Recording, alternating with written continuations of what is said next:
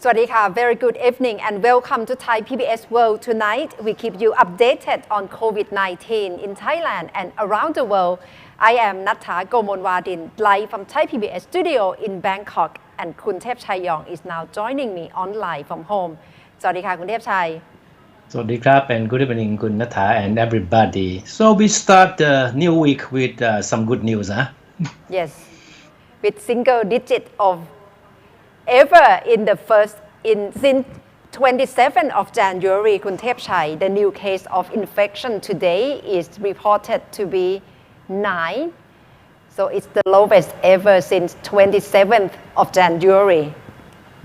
Yeah, the new figures today certainly vindicate the government for all the tough measures that it has imposed over the past 2 months. And it is certainly making the government more confident in talking about easing some of the restrictions or reopening the economy. As we all know, there's been a lot of pressure from various groups in the society for the government to start relaxing some of the restrictions. So today, if you listen to Dr. Tavisin Vissanuyothin, the spokesman of the Center for the COVID-19 Situation Administration, CCSA, today, it's quite clear that there is strong possibility that the government will try to return some semblance of normalcy to the country in the next few days. Yes, they have very serious discussion this morning, Khun Thepchay, and normally the press briefing tend to take place at 11:30. Today, the press briefing starts at 12:30, and they came up with this proposal that perhaps likely that tomorrow the extension of emergency decree will have to take place in the cabinet meeting. But let's take a look at tough measures that probably to be remained as the measure to take strict control of the COVID-19 situation in Thailand. So these are the tough measures to remain. Yeah, for example, yes. The extension of the state of emergency didn't come as a surprise. Neither did the 10 p.m. to 4 a.m. curfew. But others are certainly interesting, that some of the restrictions that will be lifted, that are likely to be lifted. Yes, and that would be in details that we have to monitor what will be eased up for the measures.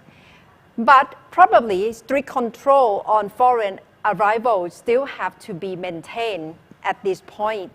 and curfew from 10 p.m. to 4 a.m. still have to be remained. And ban on non-essential inter-provincial travel and mass gatherings proposed by Center for COVID-19 Situation Administration. So these are the issues that probably will have to be maintained. Yeah, and in responding to the strict control on the foreign arrivals, the Civil Aviation Authority of Thailand today decided to extend the ban on all incoming flights for another 1 month. The existing ban will expire on April the 30th, a few days from now. But the authority today decided that for the sake of making sure that there will be no importation of the virus from overseas, the ban on incoming flights will be maintained for another 1 month. So that's part of the tough measures, Sunatha, that the government believes needs to be extended. The ban on incoming flight is really have to be taken into account because the situation around the world is still very serious with COVID-19 situation. That's why the Thai government would like to introduce this strict measure and to maintain it, because mainly in other countries as well, Khun Thepchay, new causes or new cases of infection happen because of foreign arrivals. So that's why the Thai government want to maintain it as strict as it is. Now, in practice, in fact, most all foreign arrivals have been barred from entering Thailand. Of course, exceptions are for military aircraft and aircrafts making emergency landing. And of course, Thais returning from overseas are still welcomed, but they are subject to strict monitoring and screening and will be put in state quarantine for at least 14 days to make sure that they are free from the virus. So this is one of the strict measures that will stay for another 1 month. But there are exemptions from the ban of flights by state or military aircraft, technical landings with no disembarkation, emergency landings, humanitarian aid flights, medical and relief flights, repatriation and cargo flights. These are flights that can be landed in Thailand because that's part of the measure in helping Thais overseas who want to return to Thailand. But there is strict quota each day that it cannot exceed 200 each day for Thai from overseas who want to return to Thailand. And bad news for people who are looking forward to extended holidays in the next 2 weeks, Kunatha. Just like what they did to the Songkran holiday. Remember that? Songkran holiday was scrapped, so the coming would-be holidays for the next 2 weeks are most likely to be scrapped by the cabinet tomorrow. This is a proposal made by the Center for the COVID-19 Situation Administration. Obviously, if it's still normal, Thai people can enjoy long holidays over May, but it turned out that no holidays, no extra holidays at all during May. So they have to scrap following holidays like the 1st of May, Labor Day, which is very important for labor around the world, for workers around the world. And in Thailand, there is no celebration today as holiday. The 4th of May, Coronation Day, is working day. May the 6th, Visakha Busha Day, very important for Buddhists. That's no longer a holiday either. And Royal Ploughing Day on May 11th, not a holiday. So these are holidays to be scrapped this year, Kun Thepchai. Yeah, the government claimed that it's not scrapping the holidays, but they only postpone them. But there's no answer as to when these holidays will be compensated for. No, but the main reason why the government is going to decide to scrap this holiday is that long holiday is normally the occasion for people to travel overseas, to travel back to their hometowns in provinces, maybe much like Songkran holiday, right? So to be on the safe side, the government believes that by scrapping these holidays, they will be able to make sure that people, at least people in big cities like Bangkok,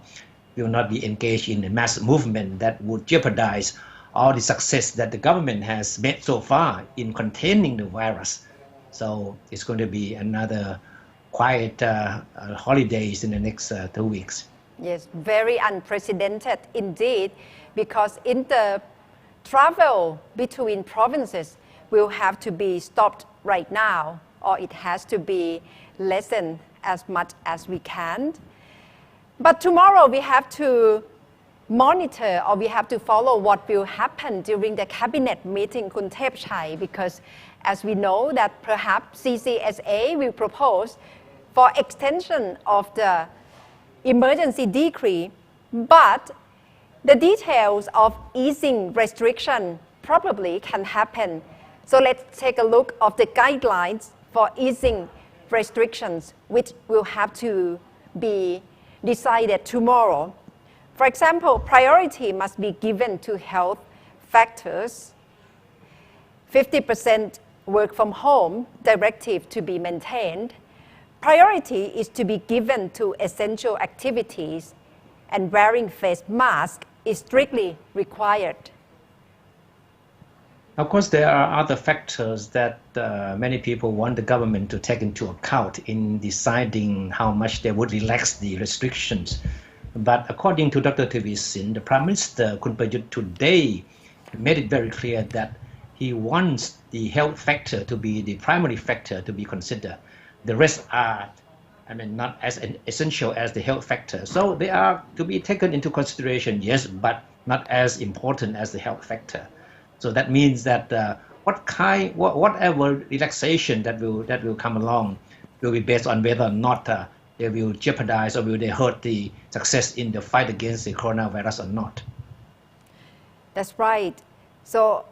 small and medium-sized business perhaps will be allowed to take place again, and some sections of the department store can operate again, but it's something to do with the details in which we don't know what will be happening if they allow the ease of restriction and requirements for business and social activities to reopen. So it means that they still have to keep social distancing, taking off temperature, providing hand sanitizers, imposing limits on seating capacity or number of clients, and tracking application if possible or registration. So that can be guideline for business and social activities to reopen, Kun Thepchai. Certainly the government wants to open up the economy to allow certain types of businesses to resume, but these basic guidelines to ensure that people keep social distancing and always, keep their hands clean using hand sanitizer these are requirements that need to be strictly followed for any businesses that will reopen. And it's quite interesting that the Dr. Thavisin today quoted the Prime Minister as saying that he wants the businesses to be reopened in different phases, at least 4 phases that as we learned today from Dr. Thavisin, starting with 25% of the businesses and social activities. Then if things are satisfactory, then the level of the reopening will go up to 50%, 75% later on, and if everything is under control, 100% reopening will come along. But okay, that will be a long way off. This is what is known in some other country as suppress and lift policy. That is that if situation improves, then the restrictions will be relaxed. But if there are resurgence of the virus, then stringent measures will be reintroduced. So it's sort of suppressed at one time, and if things do not improve, then we live, and then if things get worse, then we suppress again. So it's a cycle of dealing with the virus. But this is something that medical doctors in Thailand told us in an interview earlier, that may not be applicable or may not be something that business sector would like, because certainty is most important for business sector. If you say we relax today, we suppress tomorrow, then there is certainly a lot of uncertainty involved. That's right. Because uncertainty is really important. And what Dr. Thavisin told us today is the main consideration, especially by the Prime Minister, because he's quite concerned with health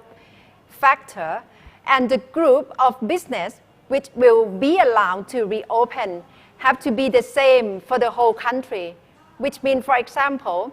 it have to be guided by the group or type of business, not by locations. Otherwise, for example, if one type of business cannot be open in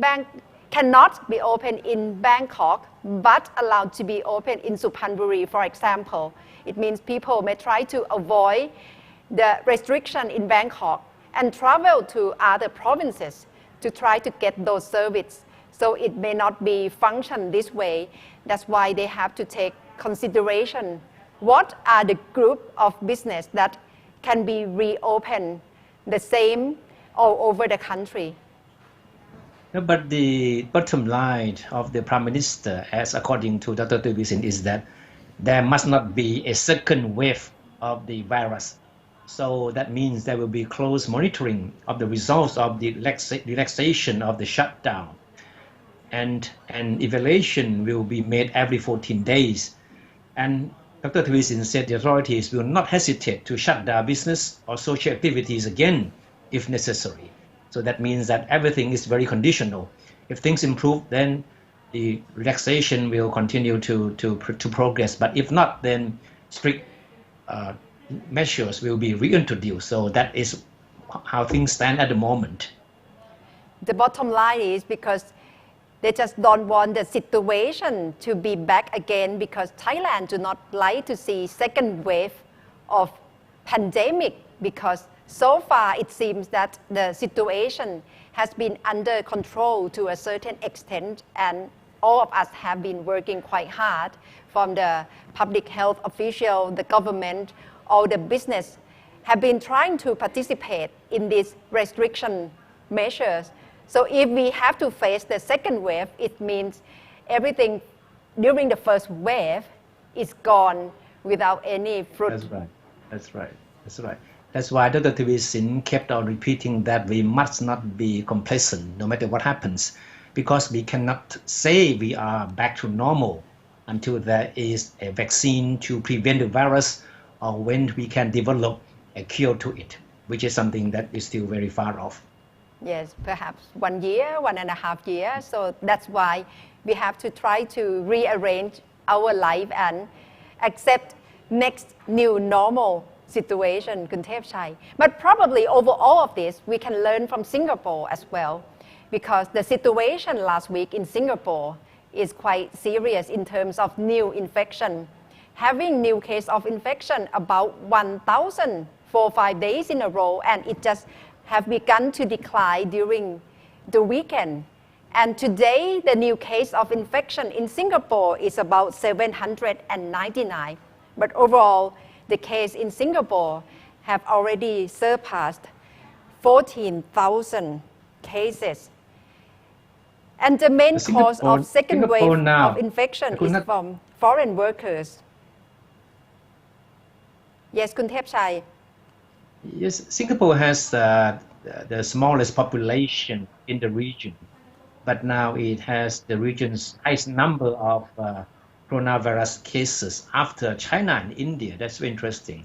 And we shall find out more what is happening there with our ambassador there, Kunata. Yes, and right now ambassador is ready to join us. So Ambassador Suriya Chindawongse, Thai ambassador to Singapore, is now joining us live from Singapore. Good evening, Ambassador Suriya. Good evening. How are you? สวัสดีค่ะ สวัสดีครับ How are you? How do you take care of yourself in Singapore? Well, we do the best we can. We follow the developments very closely. We do our best to help Thai workers in the various foreign workers dormitories, and of course also the general Thai population here in Singapore. We work in very close partnership with the Singaporean government to make the best out of the situation. Mr. Ambassador, from the outside, things in Singapore look very bad, according to news report we have been reading. So how is it actually on the ground? You are there. So how is it? What exactly is the situation there now? Well, thank you very, very much for the question. I think if you look at the figures, it can be perhaps a little bit amazement in that sense. You have a very high number of cases now in Singapore. Just reported at noon today, 799 new cases, and that amounts now to 14,423 total cases. So in terms of the numbers, it may look a little bit, can struck you with some awe. But what is actually happening is that we see so far the cases are being confined, or shall we say contained in the majority of the cases, which is the foreign workers dormitories. In that sense, and if you look at it against the number of local cases in various parts of the community here in Singapore, they're actually much smaller, about 20 or so number of cases. So that is the silver lining. Of course, for the foreign workers in the dormitories, it's still a very anxious situation because the vast majority of the infections are there. And certainly the Thai workers feel anxious. Their families here in Thailand feel anxious. And therefore the Royal Thai Embassy, we will monitor very closely, work very closely in touch with the Thai community here in Singapore, with the Thai labor in the dormitories, as well as with the Singaporean government. So we will follow very closely. and see what best we can to supplement and complement the efforts that are being taken right now by the Singaporean government to take care of the foreign workers here in Singapore, including the Thai workers. Do you have any idea how many of the Thai workers there may need help? Yes, that is one of our top priorities. What we have done is we have established about 2 weeks ago a task force here at the embassy comprising the Office of the Labor Attaché, our Defense Attaché, and everyone else to combine, working very closely with the Thai community and the representatives of Thai workers who were actually there in the dormitories. And we set up a network to try to follow and take a census of how many workers are actually in the dormitories. Right now, the figures that we have is around 4,000. We have about 4,000 Thai workers in the 43 foreign workers dormitories here in Singapore, but there are other places as well. There are other dormitories and sites which are not under the control of the government agencies here in Singapore. They're run by the private companies. And of course, there are other labor here in Singapore as well. So we try to follow them very closely and to give them as much support as we can. And how many of them are being treated in hospital, Ambassador? How many of Thai migrant workers? We don't have the exact figure of how many Thais are migrant workers, but we do know that as of yesterday, there are 82 Thai nationals, comprising can be residents, can be workers that are now classified as being an infected case and are receiving the necessary care in the various hospitals here in Singapore. And of course, I'd like to thank the Singaporean government for taking care of all Thai nationals who are affected by the COVID-19. How it works is that we will be informed of each particular case, for example, the visa status that they have of the Thai nationals, but we won't be informed of the exact identity. This is a private information issue, but what each case Thai national has received is the phone number of the hotline of the Thai embassy. So if each of the person affected by the COVID-19 wants to contact the Thai embassy, they can do so. As of now, there are 5 Thai nationals that have already contacted the embassy and told us that they are well. And so, and we are following very closely. And if the remaining 50 plus or 60 plus Thai nationals wish to contact the embassy, they can. Out of these, we expect maybe 80% of the number of Thai laborers right now who are infected are probably Thai workers. So we're following the situation very closely. But have any of the Thais made known their wishes to come home? Or if they do, how do you handle the situation? Yes, there are different Thai people have different views. For those of them who wish to come to Thailand, we certainly will work closely with them and with the agencies in Bangkok. As you may know, for the moment, there is a ban on civilian commercial flights, passenger flights entering Thai airspace. And this has been extended till the end of the month, until the end of next month, in fact. And so we will have to work very closely if there are certain numbers of Thai people who wish to go back for various reasons, and we can understand that. We will try to make the arrangements, what we call repatriation flights. Now, we are still lucky because there are still cargo flights that are servicing Bangkok and Singapore. And so it's not going to be difficult if we have a repatriation flight to secure passenger seats as well in those cargo flights. They also serve passengers as well. So this is something that we try to coordinate. But what I'd like to say is that the overall situation in Singapore, there's a sense of calmness. If you look at the, in the streets and you follow the media and the social media as well, there's a sense of calmness that they are tackling the situation. One statistic that I'd like to share is the number of deaths here in Singapore. Now, there may be a large number of infections, 14,000 plus, but the number of deaths is 12 deaths. So what does that mean? That means that the public health system here in Singapore has been able to service and to take care of those infected. If you look at it percentage-wise, how compare the number of deaths here in Singapore to the number of infected, you have a ratio, a percentage of only 0.08%. of those infected die. So, which means that the vast majority receive the necessary treatment in order to get better. So that is a good statistic that we follow very closely. In terms of number, it has risen quite sharply last week, Ambassador. Can you just tell us what's the procedure of the testing and why so suddenly the number has increased very sharply, but today it has declined a bit? Yes, it's a very good question. I think for those of us who have been following developments in Singapore quite closely, you can see that the first announcement that there was a case of foreign workers being infected from the dormitories was the 31st of March. That's when you had the original, according to the reports, 4 foreign workers that had been infected. And that the number of foreign workers right now has, up until just a few days ago has increased so much now to around like 10,525 foreign workers. That's the data as of the 26th of April. The question is why? Well, it seems as though since the area is a contained area involving many dormitories where perhaps there are more crowded conditions than in other places in Singapore, the chances of infection are higher. But also part of the reason is that once it has been identified that the foreign workers' dormitories is a high-risk area, it has led what we call, what they say, I guess in international parlance, is the proactive testing. And therefore, and the reason behind that, as we understand it, is that there is a conscious effort to separate sick workers from the healthy workers,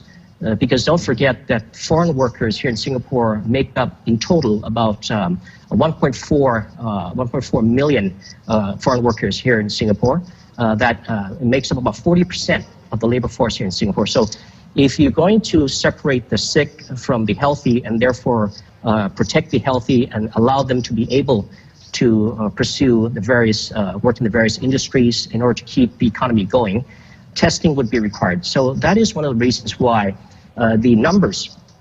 have increased very rapidly in the last few weeks or so. You're right, Kunata, that the numbers have gone down a little bit, but I think we're all watching the developments very closely. The key thing is that we are all hoping that the very active measures in place, they are separating the foreign workers out into other areas in terms of new housing accommodations, floating hotels are considered. Areas under the facilities under the Singapore Armed Forces are also being used to separate, to reduce the density of the foreign laborers in the dormitories. And that we hope that within in the next couple of weeks or so will result in a decline in numbers. Added to that, of course, is the care facilities that are available in the foreign workers' dormitories, in the community care centers, and in the hospitals in order to take care of the various levels of symptoms that infected foreign labor may have. So this is how we're seeing the situation. So that's certainly one thing we can learn from Singapore. But Mr. Ambassador, as we know that Thailand, very much like Singapore, has a large population of migrant workers. So are there any other lessons we can learn from Singapore so that we can be better prepared in dealing with possible infection among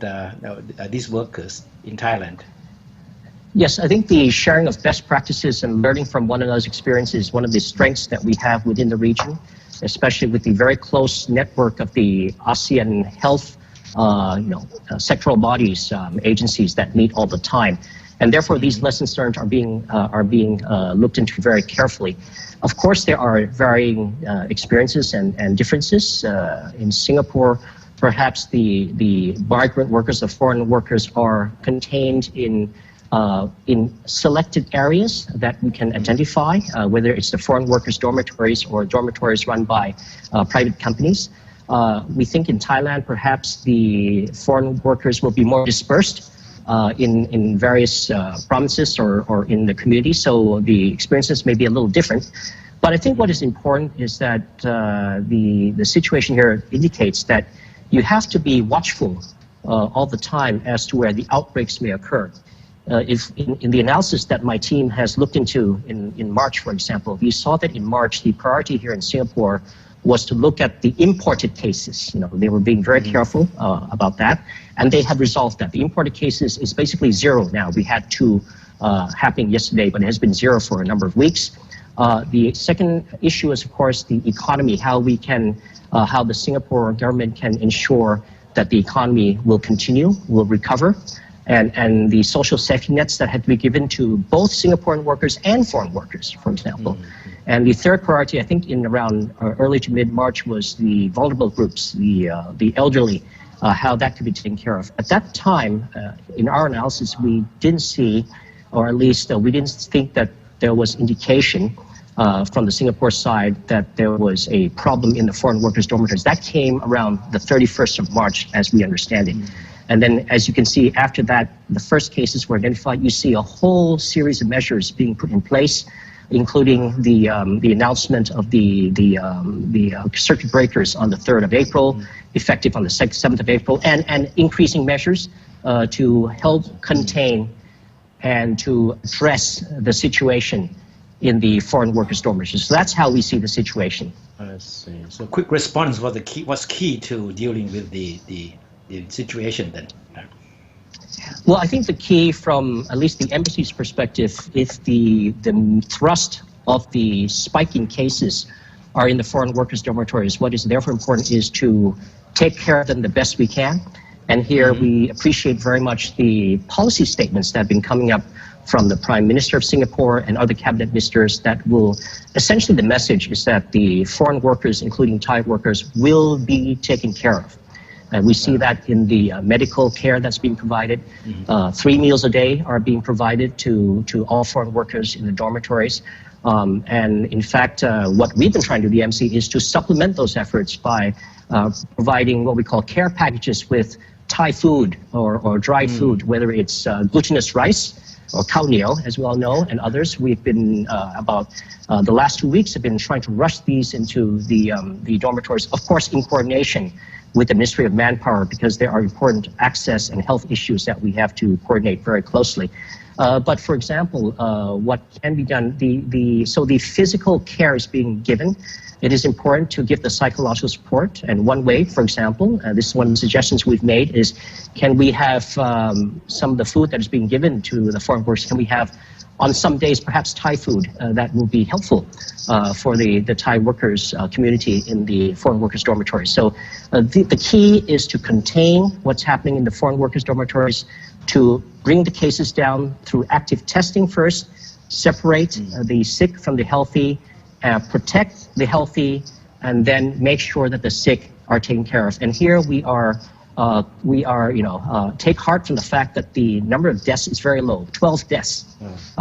for a country with an infection of over 14,000, which is, as I said, a 0.08%, which is a very good ratio, if you want to call it that. So we are keeping a watchful eye, but we are having some hope, and we look forward to supplementing and complementing the efforts of the Singaporean government from the embassy's perspective to help the Thai workers and, of course, the Thai community here in Singapore. Ambassador, it was a successful measure of Singapore in about February, but then it turned out that the number of cases has increased and then lowering right now. What's the sentiment among Singapore, and what's the measure or what's the policy of the government to cope with all the crisis of the pandemic, quite large scale of infection nowadays? Well, as the MC as my task force is observing in talking to a cross sector of people here in Singapore, there is a sense of, as I said, calm. All right, there's a sense of calm here within Singapore that the situation is being addressed, and there is a good communication between the government and the people of Singapore, as well as the various sectors of society. Whether it's the private sector or civil society organization, it's not only a whole of government effort, it's a whole of nation effort to address the issue. There's been a lot of giving of information. I think that is key. And therefore, we are witnessing that people are continuing their lives and they are following the strict measures. And I say they're very strict measures which are enforced under the circuit breaker measures in place. And so these are things that the sentiments are in the sense that there is a belief that the situation will be resolved. And of course, we are supporting that because it will benefit, of course, Thai workers in the dormitories as well as the Thai residents and citizens here in the various communities here in Singapore as well. So things are calm and there are active reviews of all the situation all the time. New measures are being put in place. And let me just put one emphasis on the economic measures. I think what's very important is that you see here in Singapore over the past 2-3 months, 4 financial economic packages that are out, total of 63.7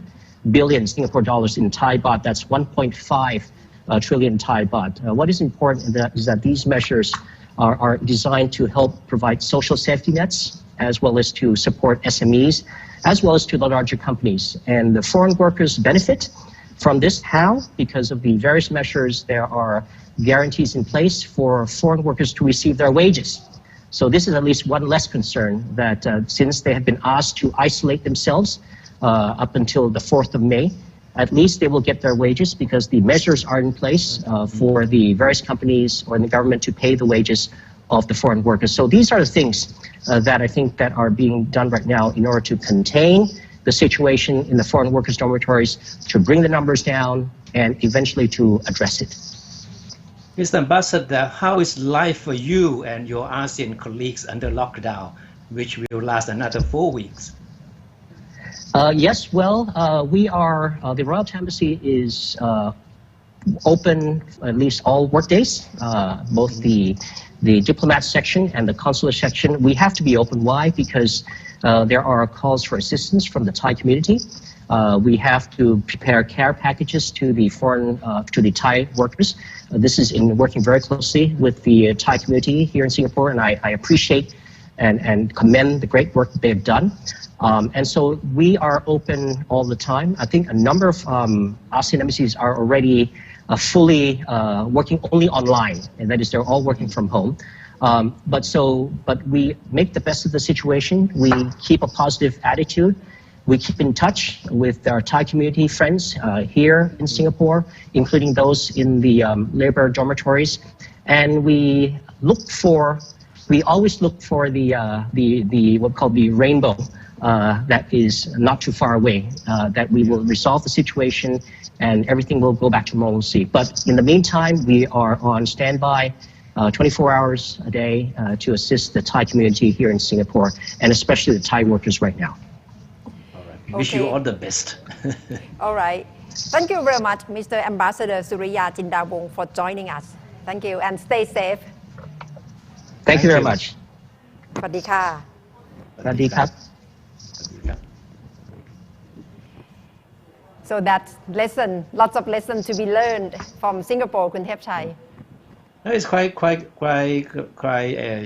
glad to know that Thai workers there are being taken very good care of by the Singaporean authorities and by the Thai embassy, judging from what the ambassador has been telling us. I mean, so of course we are quite relieved that not many Thais are affected by this virus, but of course their living conditions must be quite harsh these days because of the lockdown. Yes, and amazingly the death rate is very low, 0.8% for the total infection, which is surpassed 14,000 cases already in Singapore. And this month is Ramadan month, and for Muslims around the world, they have to practice. But it's very unprecedented because the way they have to practice in order to join the Ramadan month is so different from each year. But there is health benefit for Muslims who will be joining Ramadan month during the fast. So let's take a look at this story. We all know that in Ramadan, Muslims all over the world have to be fasting for the whole month. But what is the purpose of the fasting, and what is going to happen with the body of the people who fast?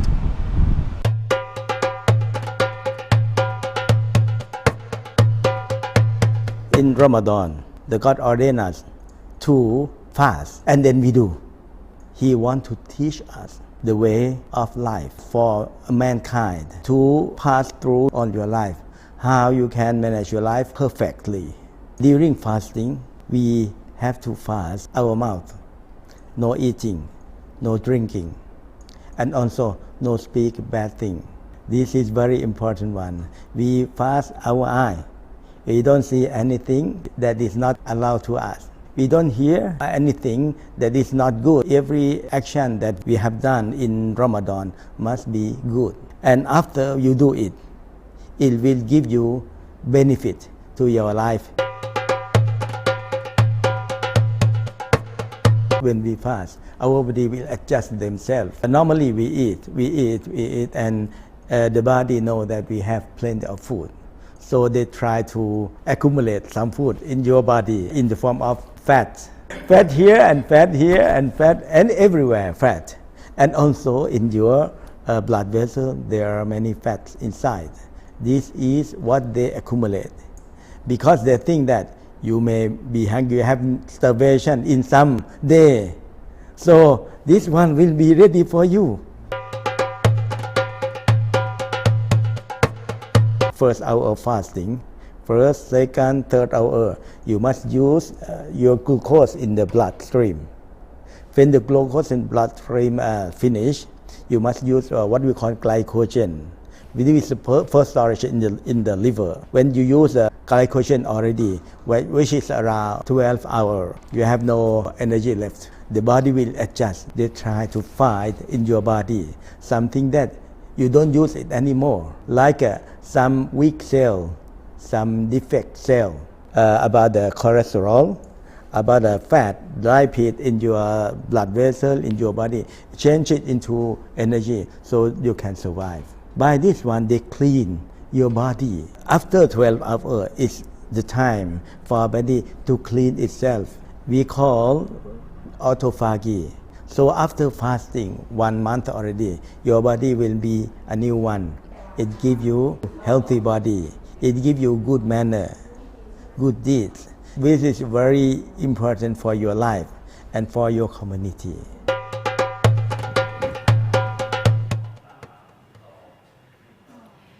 And during social distancing, stay-at-home order, people have to turn to social media a lot, Kun Thepchai, to have conversation, to talk, to discuss about everything around them because they cannot meet too many people. And right now, Kun Nat Bunnak is joining us because Kun Nat have story about social voices during this COVID-19. So what do people talk about, Kun Nat?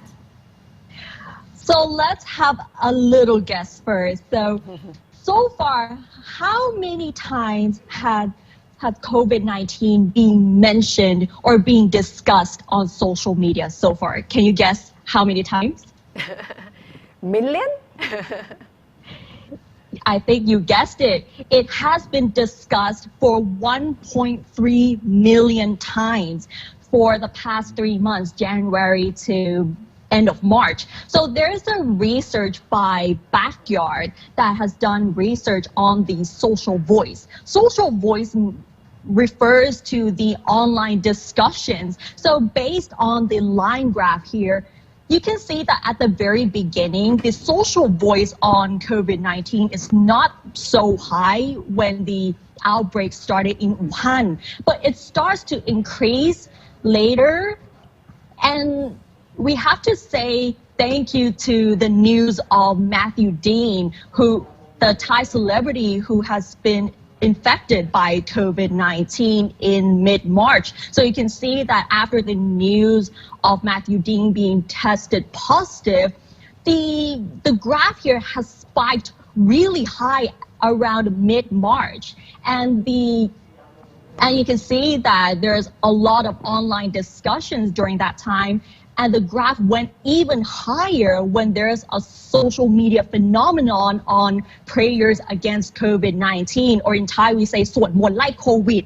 And another spike at the end of the graph here was when the government actually declared a state of emergency. So you can see that there's a change of the trends here. And there are also most common terms that have been searched or have been discussed on social media. So can we have a full screen here? So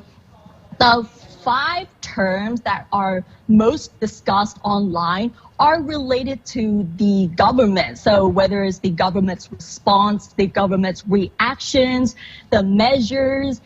or even simple things like face masks are widely discussed on social media during the past 3 months of the year. So that's the issue which are close to the mind of people. In order to fight COVID-19, they must be concerned with government action and of course with the shortage of face masks. Clearly, yes. All these issues are related. When face mask is also related to government measures, to the Prime Minister and to whoever is involved. So I think that all the topics that have been raised in the social media are interrelated. And of course, many of them certainly trigger some kind of emotions, anger, indignation, and some other emotions that prompt people to add their views on the social media. Yeah.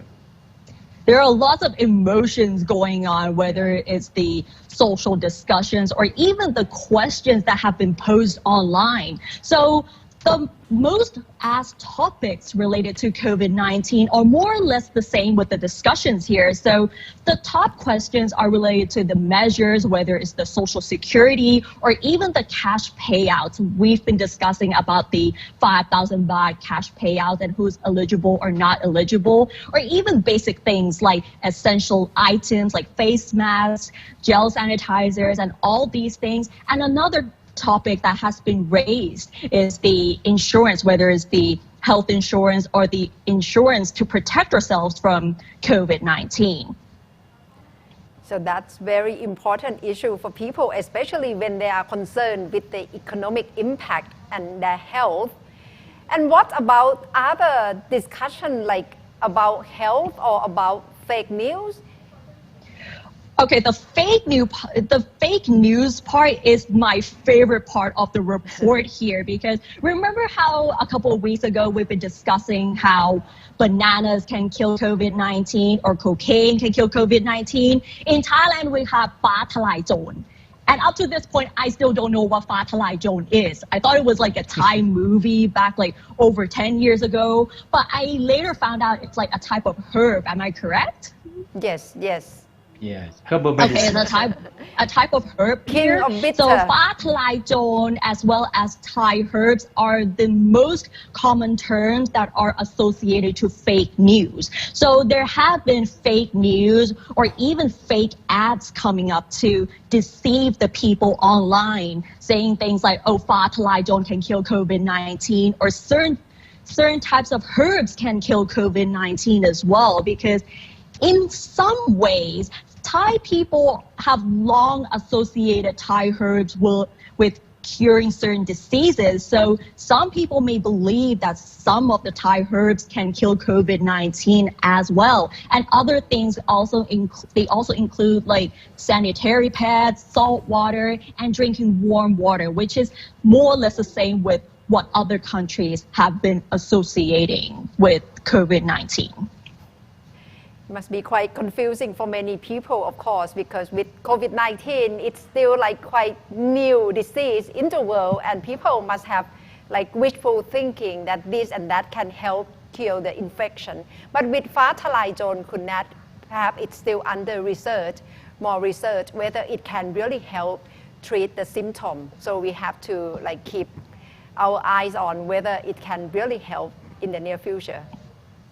That would sound very helpful here. So like if there are some Thai herbs like Fa Thalai Jon can cure COVID-19, that would be a great success for Thailand, because Thailand can say that, oh, we have our own Thai herbs that can cure COVID-19, which is such an outbreak around the world. But right now we cannot claim that, and we have to wait for scientific research and all the results to really confirm it. So thank you very much for telling us about social voice and conversation in the social media about COVID-19. Thank you. Thank you. And Khun Thepchai, during stay-at-home order, authorities in many places around the world must have wanted to keep their residents entertained, like during the nighttime in Hawaii. Mayor of Hawaii, he has announced curfew. but he cannot help himself trying to entertain, keep the resident awake during the nighttime. So let's take a look. Welcome to another Stay Home Kauai, another Stay Home Hawaii, Stay Home everybody. This is Mayor Kawakami. I'm sorry we're a little late. The series is, Stay Home Kauai. Now it's like literally transformed to Stay Home Kauai, Stay Home Hawaii, Stay Home everybody, because we're finding out there's people even on the mainland that are watching during this pandemic and while everybody's sort of sheltering in place. So tonight, folks, we're doing a lava lamp. This is who I am as a person. I'm not your typical mayor. If you can see that, that's pretty cool. So the top one goes over your nose and mouth. I think a lot of attention is, and we started just teaching people how to make masks. Good evening. Welcome to another episode of Stay Home Kauai. And, it really started with my wife, who's, she's a 6th grade middle school teacher. And, her primary concern was that, there's some kids out there where, the safest place for them to be is at school. And so she just wanted to do a few crafts and just a few simple projects to keep kids occupied. And it was supposed to be like 2 or 3 of them is what she explained to me. And people really started to appreciate it.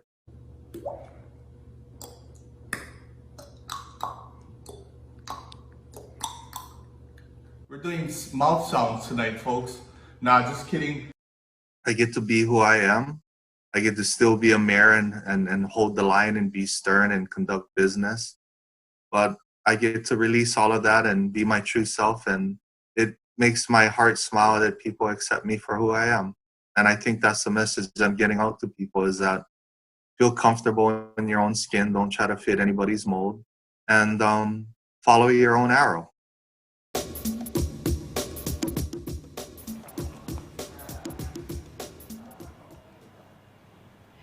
I'm sure Hawaiian must be very entertained by their mayor to keep them awake. I mean, in this time of crisis, a lot of people become very creative and innovative. So this is one of the examples of how to make the best use of the time you have on your hand. Yes, and to enjoy each other company during stay-at-home order. And right now, people talk a lot about next new normal, Kun Thepchai, after COVID-19. And right now, we have Dr. Karndee Leopairote, Chief Advisor of FutureTales Lab by MQDC, joining us because FutureTales just have research about new trend of next new normal. Good evening, Dr. Karndee. So, good evening, Kun Thepchai. Good evening, Kun Nathai and the audience. Thank you very much for joining us. So, how are you doing, Kun Karndee? Well, I'm coping pretty well. It's quite challenging for a mom working at home and also 2 kids studying at home as well, and that's more challenging. Okay. Yes. So you mean you have been confined to your home because of this coronavirus crisis? Is that the reason? Absolutely, okay. Yes.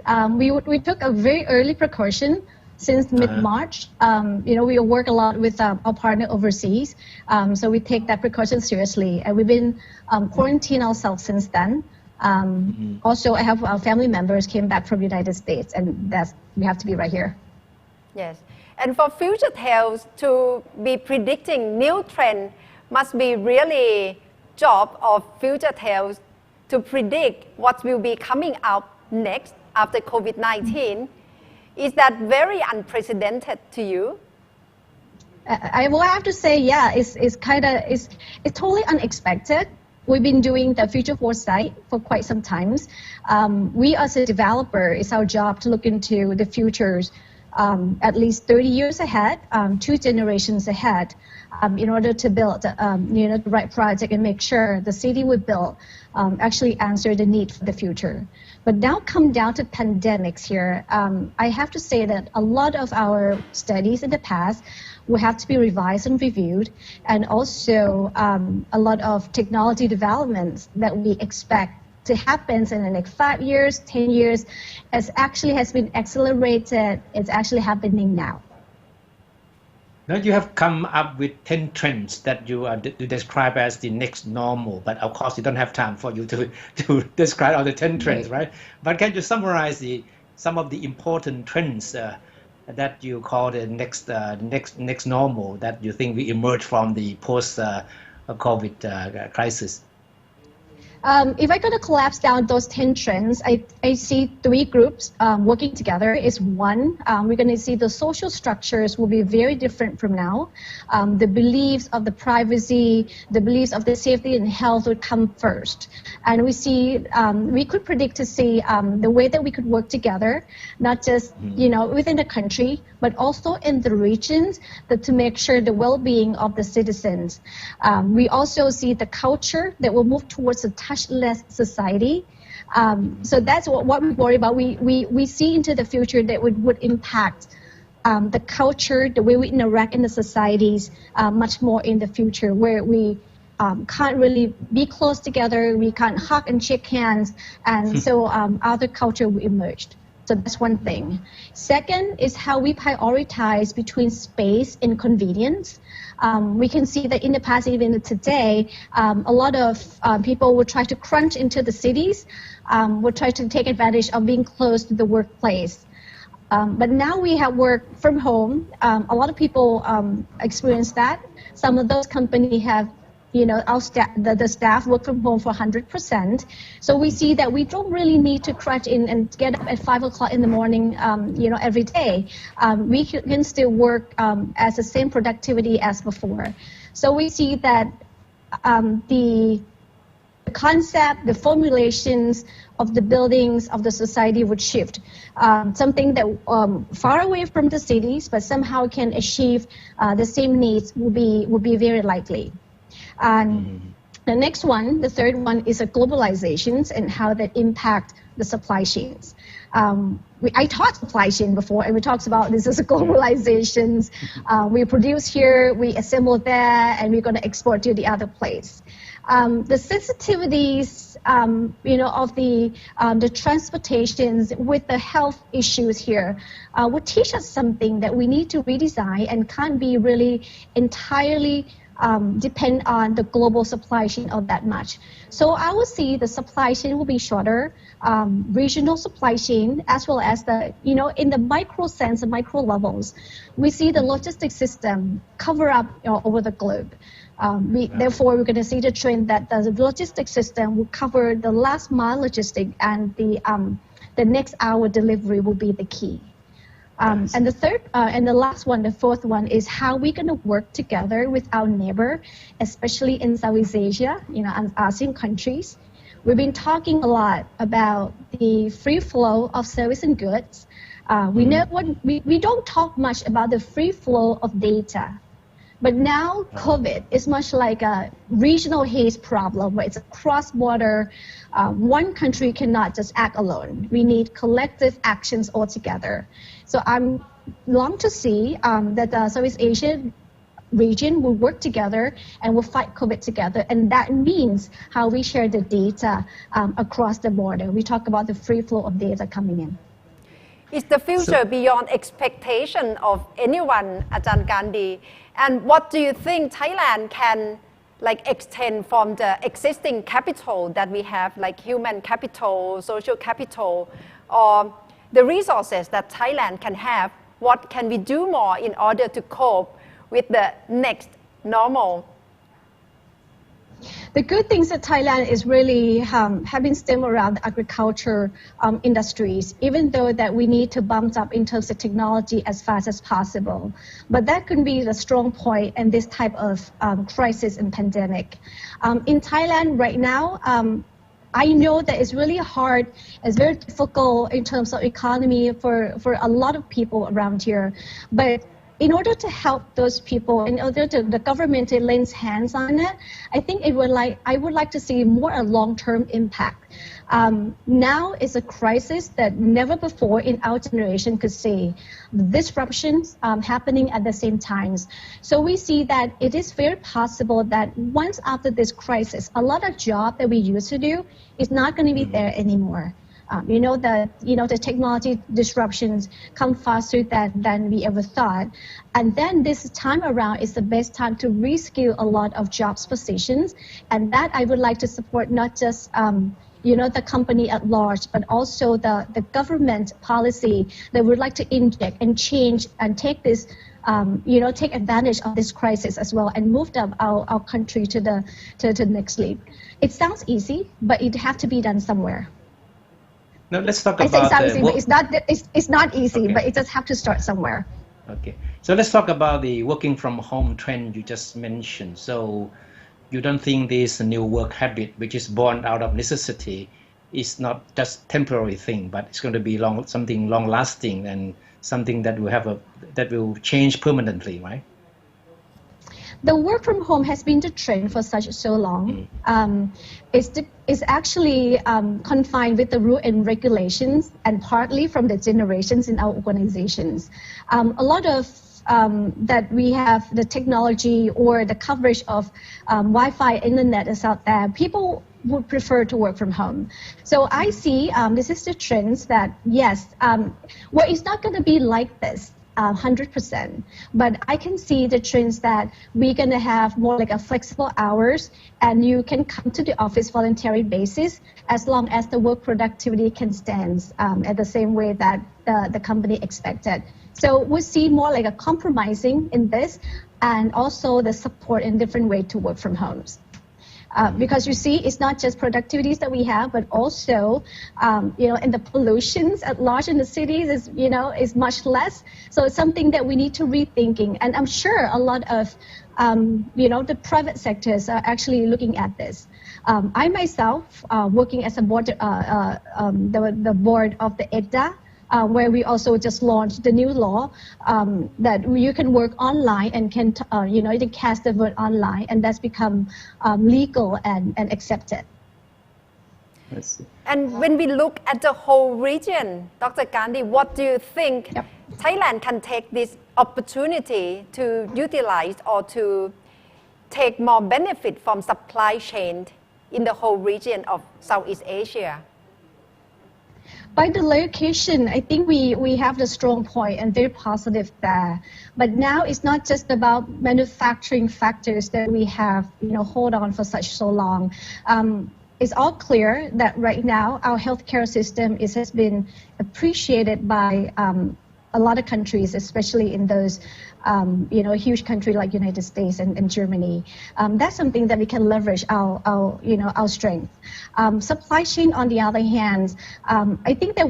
it's just the time that we need to revamp and modernize it as much as we possibly can, because still, part of what we do is actually try to leverage of the strength of our countries and make it much better. Does any of the trends you just mentioned can be related to the issue of political mindset, in the sense that people may have more expectation for the political leadership in the future, because this crisis certainly has taught people a lot of lessons as far as the political leadership is concerned. So do you think that this trend will somehow, help people, develop some kind of a more expectation about their politicians? I think in the terms of the crisis management and crisis communications per se has been talked so much in the past, in the recent months. So yes, we put more expectation, and yes, our politicians and our leaders will have to learn on this. And yes, we as a citizen, we are part of this. Right or wrong, up or down, we are part of it too. I would say not just politicians on the political side would learn on this, but myself, and a lot of people around here will have to learn about the civic responsibility, because it's not just the leadership decision, it's all about us playing all the games all together. Yeah. I think our citizens would learn something as well. Ajahn Karndee, you also mentioned that before you focus a lot on globalization. Are we going to have globalization as we know it after COVID-19? What's your take? I don't think it's going to disrupt the supply chain will just disrupt. Globalization is not going to happen. But I see the trends of each country will try to be sustainable as much as possible and try to be self-sufficient as much as possible, rather than relying on the global supply chain or globalizations. It's actually contradicts with the concept that we had before. We do what we can do best, and the rest will ask someone else to do it. But now, hey, we need to be able to self-sustain whatever it happens. I would see self-sufficiency, sustainability will become the key. That will be something that counterpart from the globalization and the global supply chain. Does it mean that we shouldn't think of or shouldn't worry too much about economic growth of GDP, like 5, 6, 7%, and we should be more moderate? Shall we say that? Well, I think it's kind of different though. I kind of more see on the supply side that we would try to be self-sustained, but doesn't mean that we're going to close down the country and don't do the trade and international trade at all. But it is to try to balance it. And see that this is going to be the lesson learned, that we need to balance out how we can sustain ourselves in such a crisis in time. Yes, GDP I think is still important, although GDP itself doesn't say everything about the wealth of the nations. There's a lot of other issues like equality, how we can access to the opportunity equally, for example, the educations, healthcare, and the wealth behind it. So I think that's something that was still there, but somehow portfolio of the countries will have to be revisited. Okay. Thank you very much, Dr. Karndee, for joining us in English version. But please hold on, because we'd like to stay with you and talk to you more in Thai. But right now, we'd like you and audience to take a look at this story. Many Americans right now are trying to save life of animals and try to take them into their shelter. So let's take a look. Coronavirus pandemic. Many lives have been saved in the United States. Animal shelters across the United States are emptying out thanks to the coronavirus pandemic. As people confined to their homes are adopting or fostering animals indoors.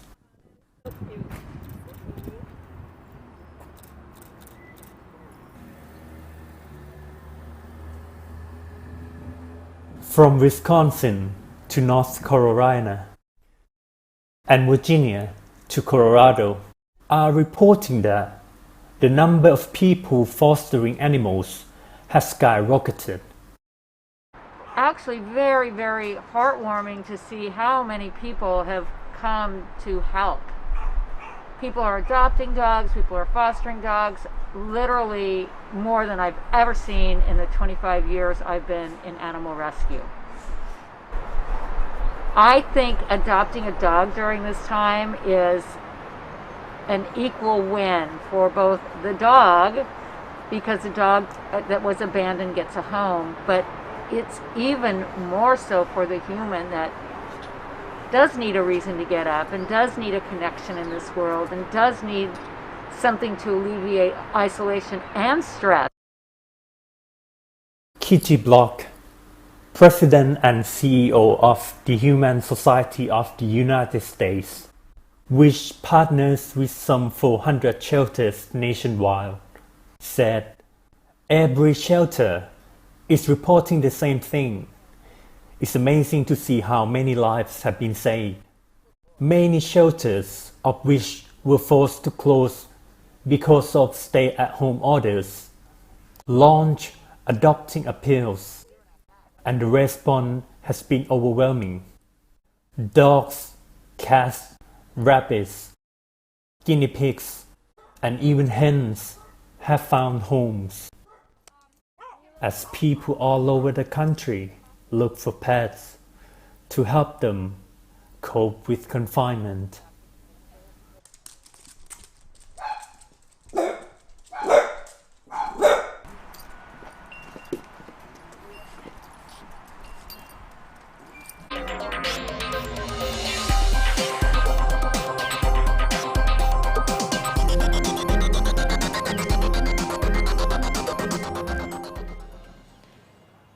เอาละค่ะช่วงนี้ติดตามไทย PBS World Tonight ในภาคภาษาไทยกันต่อนะคะ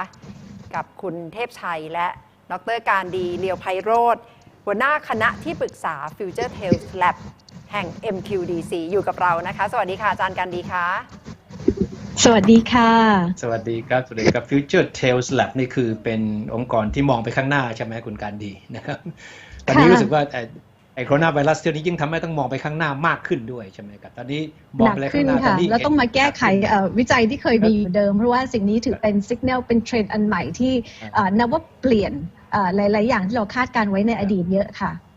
แล้วอย่างสั้นๆก่อนคุณการดีว่าเห็นอะไรที่มันเป็นความเปลี่ยนแปลงที่ใหญ่ที่สุดที่รอเราอยู่เป็นความท้าทายที่อยู่ข้างหน้าเราเนี่ยถ้าเรื่องของความเปลี่ยนแปลงจากโควิดแล้วก็เปรียบเทียบกับที่เคยดูมาเนี่ยคือหนึ่งเลยก็คือเรื่องของการเติบโตของการใช้เทคโนโลยีการยอมรับของสังคมมากยิ่งขึ้นการที่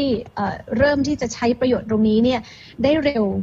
มากกว่าที่จะการเรียนรู้ไปแบบ step by step วันนี้เนี่ยมาถึงจุดที่ว่าความต้องการของคนเนี่ยไปไกลมากกว่าเทคโนโลยีเพราะที่ผ่านมาเราคือมีเทคโนโลยีนำแล้วก็เราก็เริ่ม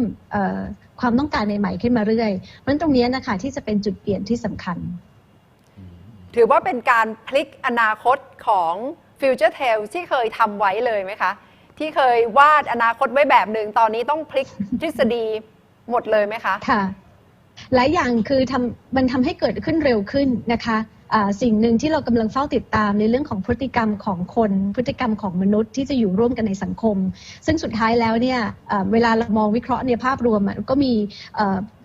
ปัจจัยแวดล้อมมากมายแต่สิ่งหนึ่งที่เราไม่ค่อยได้วิเคราะห์ในเชิงของทางธุรกิจมากก็คือ value คุณค่าทางจิตใจค่านิยมของคน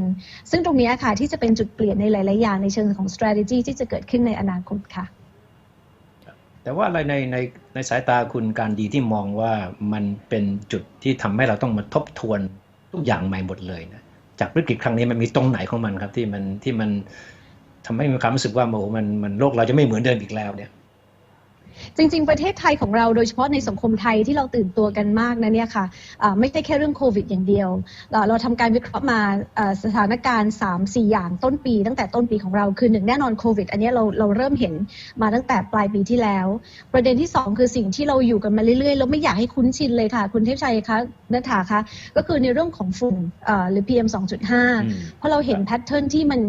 หนักขึ้นแล้วก็อยู่กับเรายาวขึ้นเรื่อยๆแล้วก็ครอบคลุมพื้นที่มากขึ้นเรื่อยๆแล้วก็ประเด็นที่3ที่ทำให้เกิดความหวั่นไหวของคนไทยมากในช่วงต้นปีนั่นก็คือ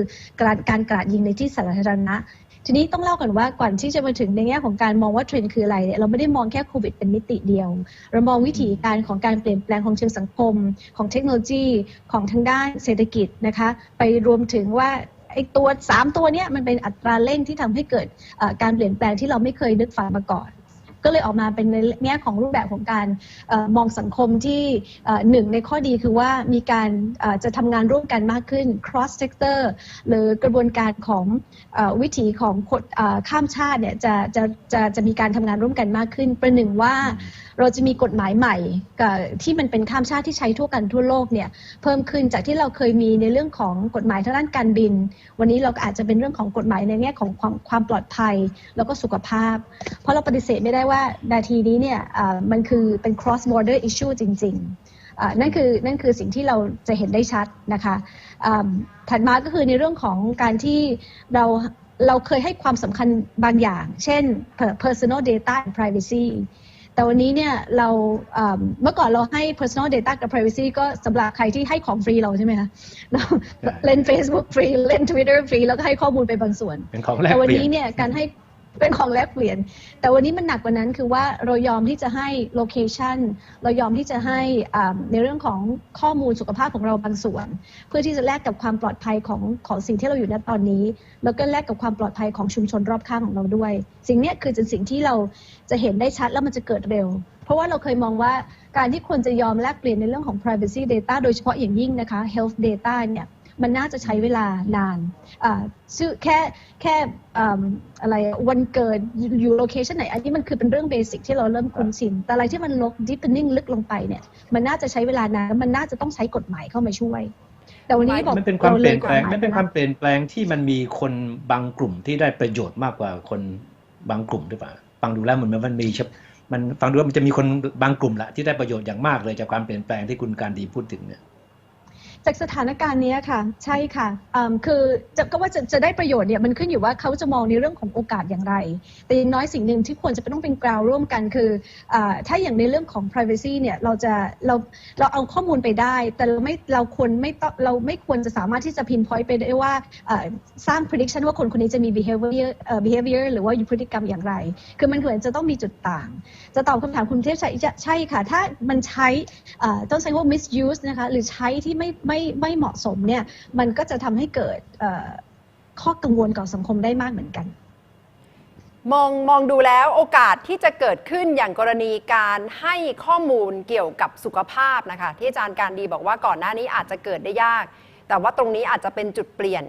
โอกาสที่จะตามมาคืออะไรแล้วอีกด้านหนึ่งก็อาจจะเกิดภัยคุกคามตามมาด้วยไหมคะในแง่ของข้อมูลส่วนตัวนะคะแน่นอนค่ะเรื่องของข้อมูลส่วนตัวเนี่ยเราจะต้องมีการตัดคืออย่างนี้เวลาเราทำวิจัยเนี่ยสิ่งที่เราต้องการข้อมูลแต่เราเช่นหลายคนก็บอกว่าเราไม่ต้องการข้อมูลส่วนตัวแต่ถ้าเกิดมีการ mistreat ขึ้นไปในการเจาะเข้าไปแล้วมีการทำสร้าง prediction ในเชิงพฤติกรรมบางอย่างแล้วก่อให้เกิดผลเสียต่อสังคมอันนี้เป็นสิ่งที่มันเป็นเส้นบางๆมากๆที่เราตอบได้ยากนะคะว่าเทคโนโลยีนี้เป็นเทคโนโลยีที่ดีหรือเลวมันขึ้นอยู่กับในแง่ของการใช้งานแล้วการคุกคามของเราในภาวะที่เข้ามาการคุกคามถึงส่วนตัวนอกจากคุณการดีเชิญครับค่ะนอกจากแนวโน้มเรื่องข้อมูลสุขภาพแล้วนะคะเรื่องอื่นๆที่ทาง FutureTales เห็นว่ากำลังจะเกิดขึ้นในยุค next normal จากโควิด -19 เนี่ยคืออะไรคะค่ะนอกเหนือจากในเรื่องของ social structure แล้วก็ที่เราจะคุยไปแล้วในแง่ของมีความร่วมมือ2ก็คือว่า culture หรือวัฒนธรรมที่จะหลอมรวมใหม่นะคะสิ่งที่เราติดตามตอนนี้วันนี้เนี่ยเรามี physical distancing นะคะว่าเราก็ต้องอยู่ห่างกันเราก็วิจัยดูว่าสิ่งนี้เนี่ยมันจะอยู่ยาวหรือเปล่าเราจะติดพันความ physical distancing จนกระทั่งมันจบเหตุนี้หรือเปล่ามันก็มีแนวคิดในเชิงของจิตวิทยาว่าถ้าสิ่งนี้เนี่ยมันอยู่กับเรานาน18 เดือนมันอาจจะกลายเป็นนิสัยที่ฟอร์มขึ้นมาใหม่แล้วก็สร้างเป็นโครงสร้างของสังคมขึ้นมาใหม่ในเรื่องของพื้นที่เนี่ยเป็นสิ่งที่เราสามารถดีไซน์และแก้ไขได้แต่สิ่งที่เราจับตาดูแล้วเรายังกำลังต้องการหาคำตอบก็คือว่าในเรื่องของพฤติกรรมของคนนะคะความเป็นห่วงเป็นใยวันนี้มันจะพูดถึงว่าเวลาเราอยู่ใกล้กันเราสามารถที่จะแสดงความรักหรือความอบอุ่นหรือแม้แต่นี้เนี่ยถ้าคุณพ่อคุณแม่กลับมาบ้านสิ่งที่เราประกาศห้ามทำเลยคือห้ามกอดลูกทันทีต้องไปทำอะไรก่อนเพราะฉะนั้นตอนนี้สิ่งที่เราเริ่มอยากจะดูว่าเด็กรุ่นใหม่ที่โตมาจากเจเนอเรชันนี้เนี่ยการมี peers หรือมีเพื่อนทางออนไลน์เจอกับเพื่อนบนออนไลน์มากกว่าบนสกรีนไทม์เนี่ยแล้วก็ผ่านอินเตอร์แอคชั่นกับคนในสังคมเนี่ยเขาจะโตมาในรูปแบบอย่างไรซึ่งตรงนี้เป็นสิ่งที่เรามีทั้งในแง่ของ technology advancement คงจะเป็นข้อดีแต่ถ้าในเชิงสังคมก็ต้องเรียนว่าเป็นสิ่งที่ FutureTales นั้นเป็นห่วงในเชิงของจิตวิทยาสุขภาพจิตนะคะแล้วก็การที่จะออกมาเป็นองค์ประกอบของสังคมองค์ประกอบของคำว่าเป็นประชาชนหรือ civic society ในอนาคตค่ะความเปลี่ยนแปลงหลายอย่างที่คุณการดีกับ FutureTales พูดถึงเนี่ยมันเป็นความเปลี่ยนแปลงที่ผมเชื่อว่าคนในระดับหนึ่งของสังคมที่มีความรู้มีเทคโนโลยีหรือว่ามีความรู้เพียงพอเนี่ยก็สามารถจะรับกับมือกับมันได้ความเปลี่ยนแปลงทั้งหมดเนี่ยแต่ว่าผมคิดว่าคนส่วนใหญ่อาจจะยังไม่รู้ด้วยซ้ำไปว่าความเปลี่ยนแปลงนี้กำลังเกิดขึ้นและจะเกิดขึ้นมากกว่านี้อีกเนี่ยคุณการดีคิดว่ามีทางไหนไหมครับที่จะทำให้คนส่วนใหญ่ของสังคมเนี่ยเข้าใจแนวโน้มของความเปลี่ยนแปลงที่มันจะเกิดขึ้นครั้งนี้ที่เรียกว่า next normal ที่ว่าเนี่ยเพราะว่าทำไปทำมาอย่างที่เราพูดไปสักครู่นะครับว่าคนจะได้ประโยชน์ก็คือคนกลุ่มหนึ่งนะที่เข้าใจเรื่องเทคโนโลยีที่กลุ่มอะไรบางอย่างอยู่ใช่ไหมครับเพราะฉะนั้น คำแนะนำของคุณการดีต่อการทำให้คนส่วนใหญ่เนี่ยเข้าใจถึงความเปลี่ยนแปลงนี้ปรับตัวกับมันรับมือกับมันได้โดยไม่ใช่กลายเป็นผู้รับแต่เพียงอย่างเดียวเนี่ยมันน่าจะเป็นอะไรแต่ว่าในเรื่องของ next normal ที่กำลังที่ได้มีการพูดถึงเนี่ยมันเป็นเรื่องของการเปลี่ยนในเชิงสังคมคือไม่ได้หมายความว่าคนหนึ่งจะได้ประโยชน์อยู่ทันทีและคนอีกด้านหนึ่งจะเป็นการเสียประโยชน์นะคะแต่คิดว่าถ้าในแง่ของสังคมเนี่ยดิฉันอยากจะฝากในเรื่องของความเข้าใจในเชิงของกฎหมายของเรามากกว่าก่อนด้วยซ้ำไปเพราะว่าไม่ว่าจะเป็นยุคไหนหรือแม้แต่ยุคนี้ค่ะคุณเทพชัยคะคือคนไทยของเราเนี่ยพวกเราดิฉันเองด้วยก็คือเป็นในลักษณะของ user มากกว่าที่จะเป็นคนคิดหลีบแล้วก็ข้ามตามไปเพราะฉะนั้นมันจะเป็นในเรื่องของการที่ดูว่าเราจะคุ้มครองสิทธิตรงนี้ได้อย่างไรสร้างความเท่าเทียมกันได้อย่างไรน่าจะเป็นคำถามน่าจะเป็นทิศทางที่เราอยากจะสร้างตรงนั้นมากกว่าเพราะเทรนด์ต่างๆเนี่ยที่ว่ามาเนี่ยนะคะมันคือเกิดการเปลี่ยนแปลงมันจะเกิดแบบ gradually คือไม่ได้เหมือนเกิดอย่างอยู่ก็มี 6G ขึ้นมาแล้วคนที่เข้าถึงไม่ได้เลยตลอดกาลแต่ว่าจะเป็นในเรื่องของมิติสังคมที่เปลี่ยนแปลงไปความเชื่อความต้องการใหม่นั่นคือว่าตรงนี้เนี่ยไม่ว่าจะเป็นในเรื่องของพื้นที่เองโลเคชันเองหรือวิธีการจับจ่ายใช้สอยในอนาคตเนี่ยตรงนี้เนี่ยสิ่งเก่ามันอาจจะไม่หายไปซะทันทีอะค่ะแต่ว่ามันจะมีการเปลี่ยนแปลงแล้วก็มีการเพิ่มแล้วก็มีการพัฒนาการขึ้นเรื่อยๆหรือแม้แต่สิ่งที่อย่างสมมติอย่างคำถามแรกที่คุณทิชัยคุณณฐาได้ถามว่า work from home เป็นยังไงดิฉันก็ต้องมองว่าดิฉันก็จะเห็นด้วยเพราะว่าไม่ใช่ทุกตำแหน่งไม่ใช่ทุกหน้าที่ที่สามารถทำหน้าที่นี้ได้แล้วก็ไม่ใช่ทุกอุตสาหกรรมหรือว่าทุกบริการที่จะต้องทุกอย่างมาเปลี่ยน work from home เพราะว่ามันก็จะมีกลุ่มเซกเตอร์หนึ่งนะคะที่เรายังต้องการคนที่ทำงานในหน้าที่คนที่ต้องทำงานกับเครื่องจักรคนที่ให้บริการ first hand มันจะเป็นกลุ่มนั้นอยู่เพียงแต่ว่ากลุ่มที่ปรับได้เนี่ยดิฉันมองในแง่มุมบวกว่าถ้าเขาปรับได้แล้วสามารถที่จะลด resource หรือการใช้ทรัพยากรขององค์กรก็ดีหรือทรัพยากรของโลกก็ดีอันนี้น่าจะเป็นสิ่งที่เราน่าจะให้การสนับสนุนแล้วก็ทำต่อไปค่ะคนไทยจะต้องเตรียมความพร้อมอย่างไรคะคำแนะนำสำหรับช่วงนี้ เพื่อที่จะปรับตัวอย่างเร็วสำหรับยุค next normal เนี่ยค่ะค่ะถ้าพูดแบบโลกสวยหน่อยๆคือวันนี้ก็บอกว่าเป็นช่วงเวลาที่ดีที่สุดนะคะของการ relearn หรือว่าเรียนรู้ทักษะใหม่เดี๋ยวฉันเข้าใจดีว่าถ้าเกิดคนบอกว่าเอาประเด็นแรกก่อนว่าณตอนนี้เนี่ยสิ่งที่ฉันเป็นกังวลมากก่อนที่จะเกิดโควิดได้ซ้ำไปก็คือว่าความพร้อมของขีดความสามารถของคนของเราในการที่จะตอบรับกับ digital disruptions นะคะแล้ววันนี้เนี่ยโควิดมันเร่งให้เกิดเร็วขึ้นไม่ว่าจะเป็นหลายองค์กรภาครัฐนะคะก็คือเข้ามาใช้ประโยชน์จากตรงนี้มากยิ่งขึ้นวันนี้แม้แต่องค์กรเองก็ต้องมาดูว่าเอาเรื่องส่วนไหนที่เฮ้ยจริงๆแล้วมันไม่จำเป็นต้องมีก็ได้แต่เราไม่ต้องการให้เกิดการ lay off เพราะฉะนั้นตอนนี้เนี่ยสิ่งที่เราควรต้องทำคือเร่งที่จะ identify gap ให้ได้ว่าสิ่งไหนที่เราจะไม่กลับไปทำอีกแล้วนะคะถือเป็นประโยชน์แล้วก็ปรับเปลี่ยนในแง่ของงานแล้วก็ปรับในเรื่องของ relearn ซึ่งของประเทศไทยเราก็โชคดีนะคะมันก็จะมีหลายที่มากที่ทำให้เกิดการเรียนรู้ออนไลน์ได้กลับมาอีกดิฉันเดาใจคุณเทพชัยว่าอ้าวก็ทุกคนก็เรียน ออนไลน์ไม่ได้ทุกคนนะใช่ค่ะจริงด้วยก็เป็นเรื่องที่เราควรจะต้องปิดแกลบในตรงนี้ต่อไปสิ่งที่ดิฉันก็ยังเป็นกังวลแล้วก็ยังช่วยกันหาคำตอบในเชิง policy กันต่อไปก็คือว่าสำหรับคนที่เข้าถึงได้ก็จะมีทางที่จะ relearn ได้แต่สำหรับคนที่เข้าถึงไม่ได้ตั้งแต่ต้นเนี่ยตรงนี้เนี่ยที่จะเป็นประเด็นปัญหาที่คิดว่าวันนี้เราคงจะต้องกลับมาดูแลกันดิฉันขอเพิ่มอีกประเด็นหนึ่งก็คือในเรื่องของการทำ crisis response ของไม่ว่าจะเป็นองค์กรหรือของประเทศก็ดีดิฉันคิดว่ามันน่าจะเป็นมองในแง่ของ3เรื่องด้วยกัน3เรื่องก็ต้องการคน3ประเภทแล้วก็ต้องการตอบโจทย์แตกต่างกันในองค์กรของดิฉันทำแบบนี้ที่ว่าอย่างประเทศเราควรจะต้องมองไปด้วยก็คือประเด็นแรกก็คือว่าเราจะต้องหาวิธีการที่จะทำยังไงให้มันรอดตายให้ได้คือทำยังไงเพื่อเป็น survival mode เอาคนลงมือทำเลยอะไรที่ต้องแก้ไขแก้วันนี้เรามีบุคลากรทางการแพทย์ที่ทำหน้าที่นี้อย่างดีมากแล้วได้รับการกล่าวขานชื่นชมจากนานาประเทศมาประเด็นที่2ก็คือในกลุ่มที่ต้องหา opportunities ใหม่โอกาสใหม่วันนี้องค์กรเอกชนเขาเริ่มหาที่จะมี task force ที่บอกว่างั้นเรา identify opportunities กันเราต้องการคนที่เป็น opportunist คือคนที่มองเห็นโอกาสใหม่ได้เช่นเดียวกันค่ะประเทศไทยเราก็ต้องการคนประเภทนี้ที่บอกว่ามีคนฝันแก้แล้วก็จะมีคนที่ช่วยที่จะ